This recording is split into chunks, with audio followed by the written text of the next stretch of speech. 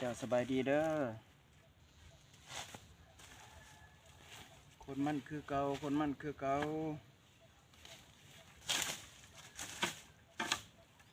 ยังอีก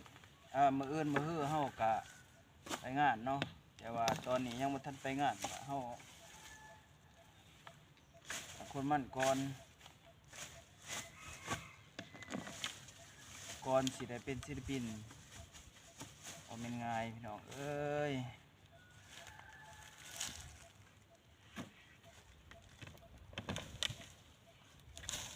แล้วขอบมกขอบใจนำเพลงเนาะที่ว่าให้กำลังใจมาโดยตลอดจะได้กะขอบมกขอบใจนำหลายๆเด้อทาง FC เฮาก็ได้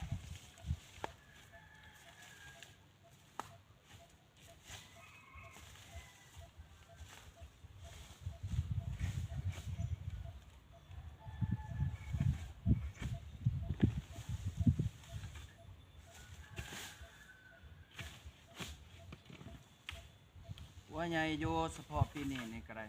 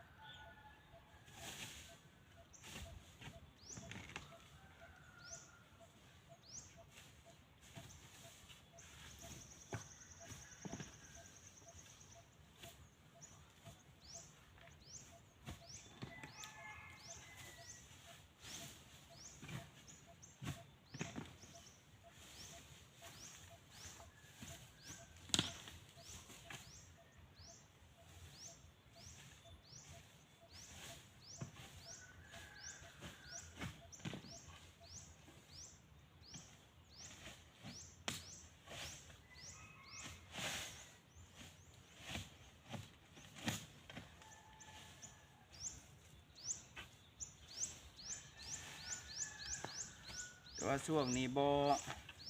ค่อยมีเวลาปานไหนเนาะเพราะว่าเฮาก็ได้คนมันนี่แต่ยามเช้าก็อากาศหนาวแต่ว่าตอนนี้มันเริ่มแดดออกมาเนาะเริ่มแดดออกมาแต่ว่าเฮาที่นี่ก็ว่าใหญ่อยู่ตัวใหญ่กะใหญ่ตัวสำกลางกะสำกลางเนาะพี่น้องว่ามัน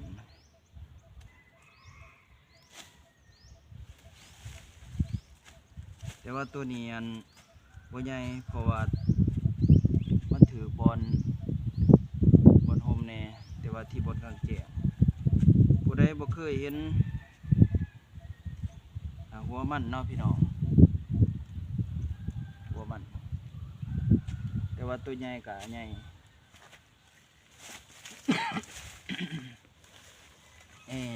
พี่น้อง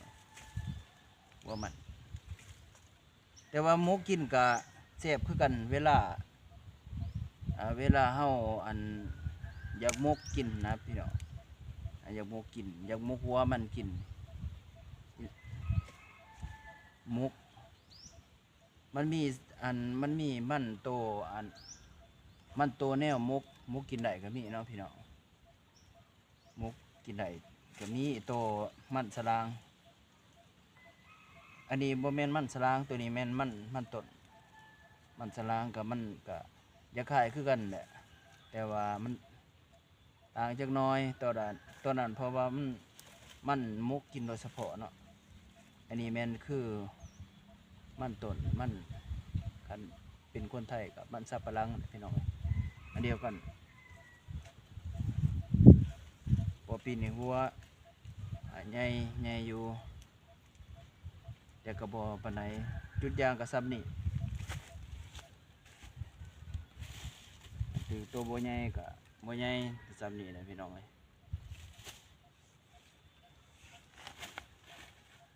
จะได้กับฝากในเด้อสวยกดติดตามทั้ง2 YouTube บางอีกบอโดนบ่นานก็จะให้ทั้งเพลงเฮาเดี๋ยวฟังผลงานเพลงใหม่ๆแต่ตอนนี้ยังบ่ทันได้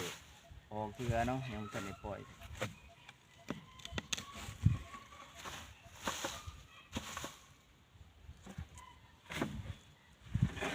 ก็บ่ค่อยซอกมื้อเอิ้นมื้อฮื้อนี่ก็ได้ไปรับงานพี่น้องทั้งบ้านพะนาย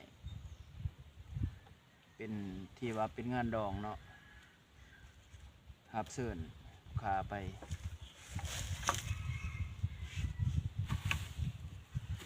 แล้วก็ขอมกขอบใจทั้งมีฮักเพลงเด้อที่เขามาเบิ่งมาชมแล้วก็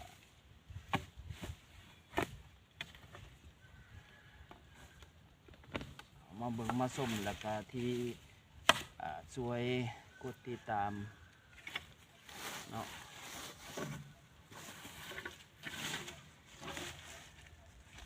ยามเวลาวางกับบ่วางปานใดก็มีแต่ถ่ายคลิปให้ใส่ FC เฮาได้เบิ่งบ่ดนเนาะจะน้อยก็ปิดเอาบ่เว้าหลายอย่าห่างเนาะก็คลิปก็นี้ก็สิได้โจ๊ะซ้ำนี่ล่ะเนาะ FC เฮาก็ได้บ่ขอบใจหลายๆเด้ออยู่ดีมีแฮงจ้ะ